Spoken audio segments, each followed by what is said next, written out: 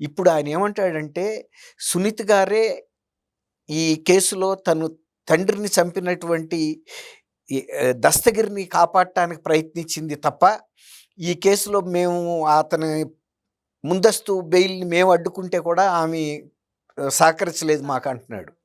కానీ దస్తగిరి సంపవాడు అని ఆమెకి తెలుసు. ఆమెకు తెలుసు. అతనే చెబుతున్నాడు, ఇప్పటికి చెబుతున్నాడు. కానీ ఎవరినన్నా ఒక గొడ్డలితో నేను నరికాననుకోండి, గొడ్డలిదే తప్పు నాదే? నాది. నాది. గొడ్డలిది ఏముంది, నా చేతిలో ఆయుధం. నేను ఎవరిని నరకదలుచుకుంటే, ఏం చేయదలుచుకుంటే అది చేస్తది. అట్లాగే దస్తగిరి తనకి ఆ అసైన్‌మెంట్ ఇచ్చారు కాబట్టి ఆ పని అతను చేశాడు. అతను కాకపోతే ఇంకొకళ్ళు చేసేవాళ్ళు. అసలు ఎవరికి అవసరం వచ్చింది దస్తగిరిని పిలిచి చంపించాలని, కదిరి నుంచి గొడ్డలు తెప్పించాలని ఇవన్నీ. అట్లాగే ఆయన లెటర్ గురించి చెబుతున్నాడు. లెటర్ గురించి తెలిస్తే అప్పుడే తెలిసేది ఇది అని.